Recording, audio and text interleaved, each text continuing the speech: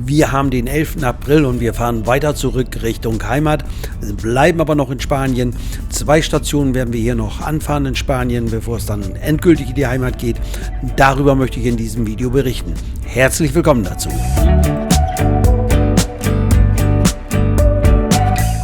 Wir sind von Los Alcázares gestartet. Unser erstes Ziel wird Peñíscola sein und von dort aus geht es dann weiter zur Costa Brava und zwar dort nach Palamos. Der Platz in Peñíscola wird nur für eine Übernachtung sein. Wir waren lange nicht mehr hier in diesem Ort und fahren jetzt den Stellplatz an. Von Los Alcázares bis hier nach Peñíscola sind es ca. 400 Kilometer, also eine längere Strecke für uns. Für uns ist dieser Stellplatz interessant, weil er recht nah am Meer und auch nah an der Promenade von Peñíscola liegt. Vielen ist dieser Ort vielleicht bekannt durch den Campingplatz Eden. Dort waren wir auch schon vor vielen Jahren. Allerdings ist der, so habe ich es zumindest in Erinnerung, der Campingplatz nicht so gut geeignet für größere Mobile.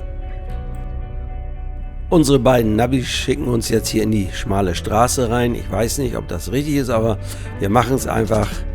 Wir haben keine Alternative so schnell gesehen. Die Pkw-Fahrer sind hier nett und lassen uns langsam vorbei, sodass wir hier keine Probleme haben. Wir fahren jetzt in Richtung Meer und dort kommen wir dann wieder auf eine breitere Straße. Der Ort Peñíscola zählt in der Region Valencia zu den schönsten Urlaubsorten. So habe ich es jedenfalls gelesen. Jetzt haben wir gleich den Stellplatz erreicht. Er liegt hier geradeaus weiter auf der rechten Seite. Man sieht hier schon die Einfahrt bzw. das Tor. Der Stellplatz oder Parkplatz hat den Namen Parking Els Daus Peñíscola. Was wir nicht wussten, dass hier kein Campingverhalten erlaubt ist, hat man uns auch nicht darauf hingewiesen. Wir haben es auch so auf Anhieb nirgendwo irgendwo hier am Platz gelesen. Hier vorne in dem kleinen Gebäude ist die Rezeption untergebracht. Dort haben wir uns angemeldet, gleich die Stellplatzgebühr bezahlt von 12 €. Wir konnten uns dann einen Platz aussuchen. Es gab ausreichend freie Plätze. Das Ganze ist hier parzelliert. Die Parzellen sind nicht besonders groß, aber es reicht eben für eine Übernachtung oder wenn man 2-3 Tage hier bleiben möchte. Strom gibt es hier nicht. Es sollen hier mehr als 100 mobile Platz haben. Kommt mir ein bisschen viel vor. Ich habe die Plätze aber allerdings auch nicht nachgezählt. Im Stellplatzführer steht unbegrenzte Länge. Ich weiß nicht, also bis 10 Meter sehe ich keine Probleme, aber erheblich mehr könnte schwierig werden. Wir haben uns dann gleich auf den Weg gemacht zum Strand und zur Promenade. Da geht man hier aus dem Tor raus und rechts und dann sieht man schon fast das Meer. Und gleich vorne an kommt eine Pizzeria. Dort kann man auch Pizza bestellen, also zum Mitnehmen. Und wenn man natürlich was essen möchte, geht das dort auch. Jetzt sind wir auf der Promenade, eine sehr schöne Promenade. Die Stadt ist jetzt im Moment sehr ruhig.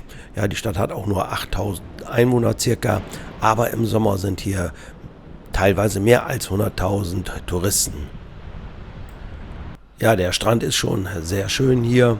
Kann mir vorstellen im Sommer, dass es hier Spaß macht, einen Badeurlaub zu verbringen. Es gibt hier nicht nur diesen schönen Strand, es gibt auch eine Altstadt, es gibt eine Burg, ein Kastell, das liegt 64 Meter über dem Meeresspiegel. Dort gibt es auch ein tolles Restaurant, dort kann man gut essen mit einem schönen Blick aufs Meer. Auch hier an der Promenade gibt es genügend Restaurants, wenn man essen gehen möchte. Als wir zurückgingen vom Strand und der Promenade, kamen wir an einer kleinen Wasserstelle vorbei. Und dort sehen wir dann Wasserschildkröten. Ich hatte den Eindruck, die warten darauf, dass es was zu fressen gibt. Zurück zum Stellplatz, der hat sich dann am späten Nachmittag immer noch weiter gefüllt, aber es gab immer noch freie Plätze.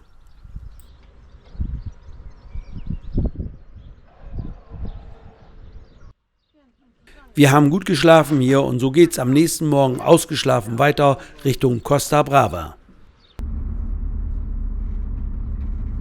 Wir haben uns noch entschlossen, hier zu entsorgen. Wäre nicht unbedingt erforderlich gewesen, aber wir denken, bevor wir das Gewicht mit uns rumschleppen, lassen wir es lieber hier.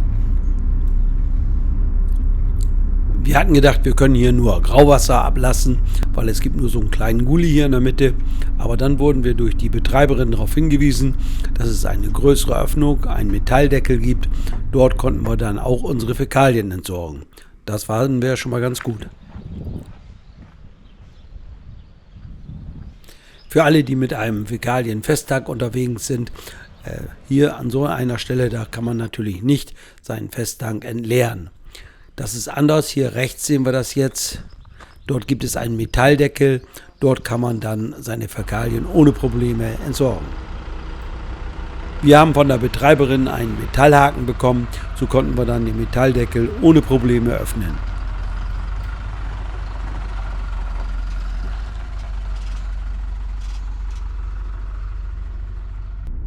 Für uns war auf diesem Platz alles okay, Preis-Leistung passt, 12,60 € haben wir bezahlt und man ist sehr nah an der Promenade und am Strand.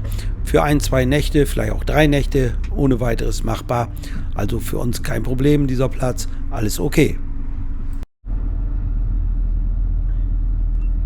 Zurück vom Stellplatz Richtung Autobahn haben wir eine andere Strecke gewählt als auf der Anfahrt. Wir fahren jetzt hier parallel zum Meer entlang der Promenade, haben hier nochmal eine schöne Sicht aufs Meer und auf die Altstadt bzw. auf das Kastell.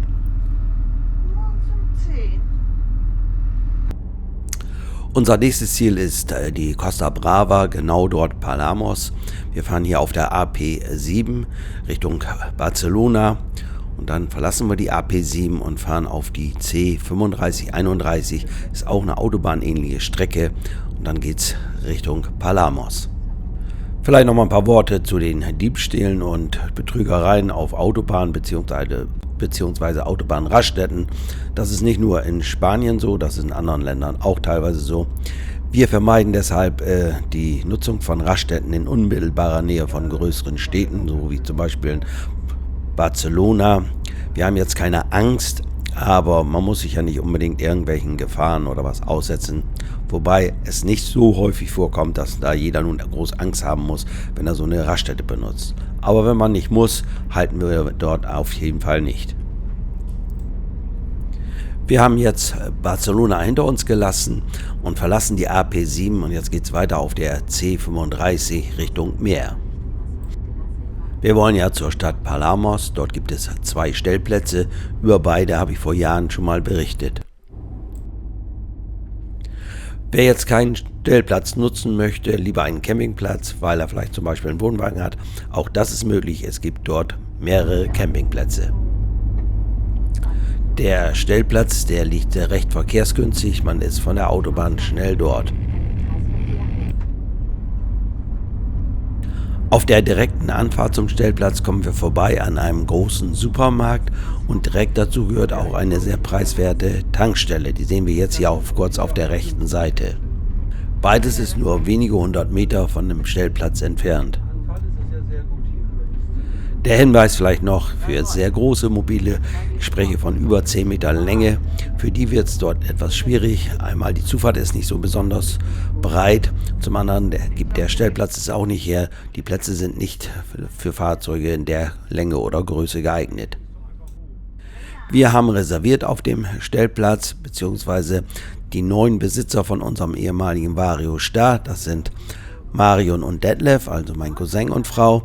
Die haben wir uns hier auf dem Platz reserviert, weil wir wissen durch die beiden, dass der Platz immer sehr stark besucht ist und wir haben Wochenende, wir haben den 12. April und am Wochenende ist hier immer besonders voll. Dieser Stellplatz wird nicht nur von nordeuropäischen Rentnern genutzt, hier kommen auch viele spanische Camper, auch junge Leute mit Kindern. Wir stehen jetzt auf unserer reservierten Parzelle. Die Plätze haben für einen Stellplatz eine normale Größe. Der Platz kostet jetzt für uns 16 € inklusive Strom. Es gibt eine Preisstaffel. In den Sommermonaten ist der Platz erheblich teurer und über Ostern auch. Hier vorne sieht man die kleine Rezeption. Die ist an den Vormittagsstunden besetzt und am späten Nachmittag.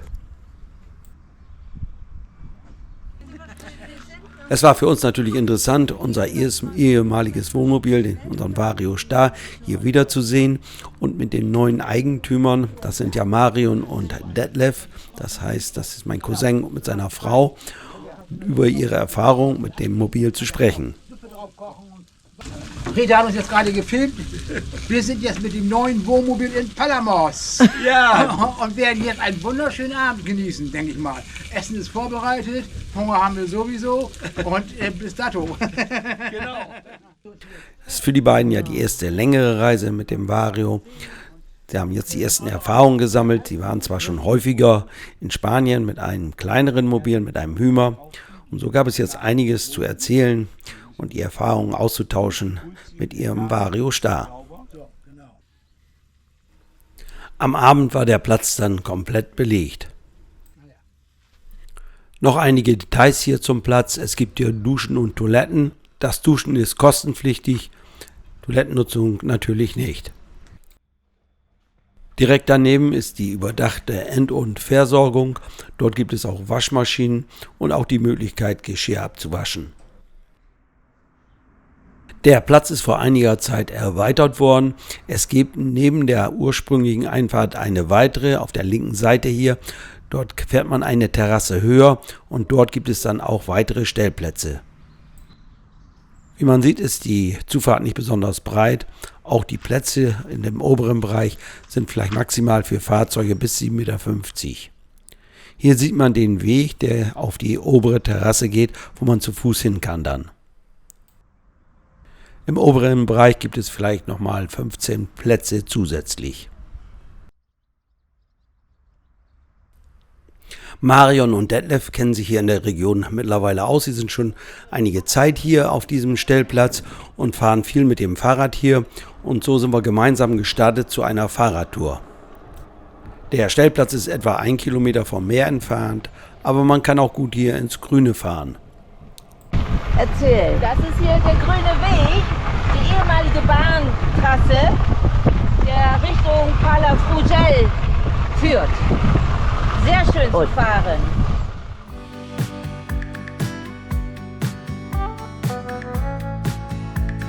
Die beiden haben uns an schöne Orte geführt, aber nicht nur hier ins Grüne, sondern wir sind natürlich auch ans Meer gefahren.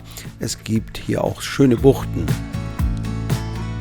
Ja, so schon. Man sieht jetzt die ersten Kinder hier im Wasser baden, aber die Wassertemperaturen sind natürlich noch sehr verhalten. Das heißt, wir haben hier 15 Grad Wassertemperaturen. Palamos hat etwa 14.000 Einwohner. Im Sommer sind hier dann bis zu 90.000 Touristen. Das macht natürlich der schöne Strand hier und die Bademöglichkeiten. Auch das ist angenehm hier. Einkaufsmöglichkeiten, Bars, Restaurants sind alle schnell vom Stellplatz aus zu erreichen.